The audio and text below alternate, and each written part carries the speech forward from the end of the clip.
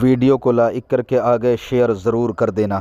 اس بدبخت کے لیے فیصلہ فرمائے گا جس نے چڑیا کی زندگی سے کھلواڑ کیا تھا۔ اللہ فرمائے گا یہ پہاڑوں جیسی نیکیاں لے کر کے آیا ہے، لیکن ایک چڑیا کی زندگی سے کھلواڑ کرنے کے بدلے میں اس کی ساری نیکیاں ضائع کر دی جائے اور منہ کے بل گھسیٹتے ہوئے اس کو جہنم میں لے جایا جائے۔ میں پوچھنا چاہتا ہوں، جس نے چڑیا کی زندگی سے کھلواڑ کیا، جب اس کے نیکیاں پہاڑوں جیسی ضائع کر کے اس کو منہ کے بل گھسیٹتے ہوئے جہنم میں لے جایا جائے گا، تو جس نے نشہ کر کے اپنی بیوی کی زندگی سے کھلواڑ کیا، اپنے بچوں کی زندگی سے کھلواڑ کیا، یا جس نے ناجائز محبت کر کے پیار اور عشق کے نام پر کسی لڑکی سے یا کسی لڑکی نے کسی لڑکے کی زندگی سے کھلواڑ کیا، ان کا انجام کیا ہوگا؟ تو بات دور نکلی۔ میں عرض یہ کر رہا تھا، غریبوں کا کوئی پرسان حال نہیں، غریبوں کا کوئی مددگار نہیں، غریبوں کا کوئی غم گسار نہیں، مگر آؤ میرے آقا علیہ الصلوۃ و تسلیم کا انداز کیا ہے۔ میں بہت دیر تک آج آپ کو جو ہے وہ امتحان میں نہیں رکھنا چاہوں گا، جلدی سے اپنی گفتگو سمیٹنے کی کوشش کر رہا ہوں۔ اللہ اکبر۔ میرے آقا کی محفل واز جاری ہے، حضور کی محفل جاری ہے، اس میں ایک آواز گونجتی ہے، مسجد نبوی ہے، ستاروں کی طرح میرے آقا کو گھیر کر صحابہ بیٹھے ہوئے ہیں، گویا کہ ستاروں کے جھرمٹ میں آفتاب نبوت، ماہتاب رسالت جلوگر ہے۔ اچانک ایک آواز گونجتی ہے، اے محمد روح فدا صلی اللہ علیہ وسلم، مجھے آپ سے کچھ کام ہے، مجھے آپ سے کچھ کام ہے۔ حالانکہ اس لہجے میں کبھی صحابہ گفتگو نہیں کرتے تھے، جب بھی میرے آقا کو پکارتے تو کہتے فدا کا امی و ابی یا رسول اللہ، یا رسول اللہ ہمارے ماں باپ آپ پہ قربان۔ انداز دیکھیں، اس کے جملے نقل کر رہا ہوں، اے محمد مجھے آپ سے کچھ کام ہے۔ حضور کی محفل واز رک گئی، آقا اس کی طرف متوجہ ہوئے۔ جب حضور اس کی طرف متوجہ ہوئے تو سارے صحابہ متوجہ ہوئے۔ اس وقت جب متوجہ ہوئے میرے آقا کریم، جب سب صحابہ متوجہ ہوئے تو دیکھا کہ ایک عورت ہے اور وہ مسجد نبوی کے دروازے پہ کھڑے ہو کے کہتے مجھے آپ سے کچھ کام ہے۔ آقا علیہ السلام نے کہا کیا کام ہے تجھے کام کیا ہے مجھ سے؟ اس عورت نے کہا یہاں آئیے تو بتاؤں گی، یہاں آئیے تو بتاؤں گی۔ اللہ اکبر۔ رحمت تمام، رحمت للعالمین، رحمت عالمیان اپنے صحابہ کی محفل سے اٹھ جاتے ہیں اور اس عورت کے پاس جاتے ہیں۔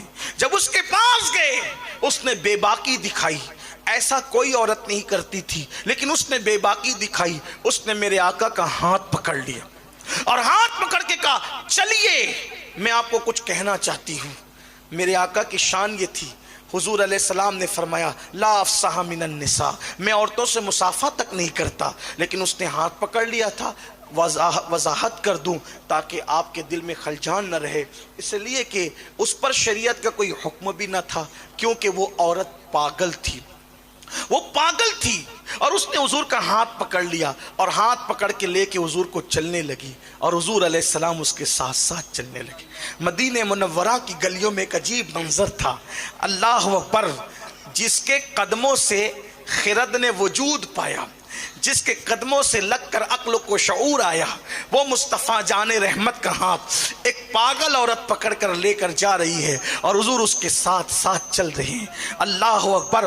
پھر ایک مقام آتا ہے، ایک میدان آتا ہے جہاں پر عرب کی چلچلاتی ہوئی دھوپ مدینہ منورہ کے ریگزاروں کو جو ہے وہ تپا رہی تھی اور گرما رہی تھی، اس میں لے کر کے کھڑی ہو گئی اور اپنی اپنی بات کرنے لگی۔ اس کی بات بے سر و پیر کی تھی، اس کی باتوں کا کوئی معنی نہ تھا، اس کی باتوں کا کوئی مفہوم نہ تھا، اس کی باتوں کا کوئی مضمون نہ تھا، لیکن قربان جن باتوں کا کوئی مضمون نہ تھا افصح العرب اس کا کلام سن رہے تھے۔ جس بات کا کوئی سر پیر نہ تھا، اللہ اکبر، جس کو اللہ تبارک و تعالیٰ نے کلام کا ملکہ دیا تھا، حضور گوش کے ساتھ اپنے کانوں کو متوجہ کر کے اس کی گفتگو کو سن کر مسکرا رہے تھے۔ ماتھے پر سلوٹیں نہیں تھی، ماتھے پر شکن نہیں تھا بلکہ خندہ پیشانی کے ساتھ ایک پاگل غریب عورت کی گفتگو سنی جا رہی تھی. صحابہ کے چہرے پر ایک رنگ آتا دوسرا رنگ جاتا. کچھ لوگوں کے دل و دماغ میں تو یہ تصور اور خیالات اٹھ رہے تھے اور جنم لے رہے تھے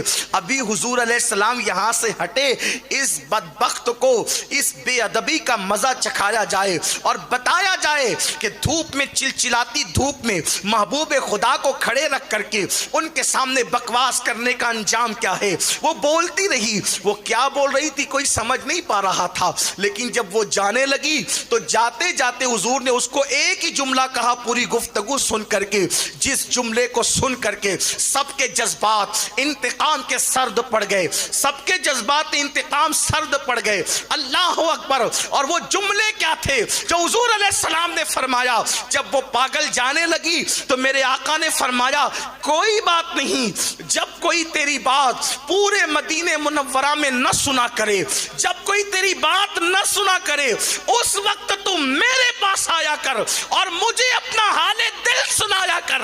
میں تیری بات سننے کے لیے حاضر ہوں. وہ تو چلی گئی. صحابہ نے عرض کی آقا ہمارے ماں باپ آپ پہ قربان, وہ پاگل تھی پاگل اور وہ بکواس کرتی رہتی ہے, اس کی کوئی نہیں سنتا ہے.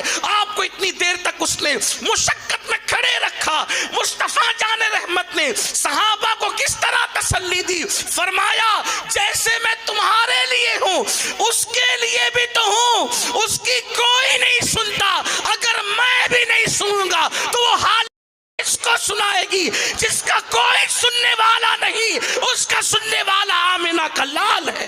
نعرہ تکبیر, نعرہ رسالت. غریبوں کے ساتھ یہ انداز مصطفیٰ جان رحمت کا تھا.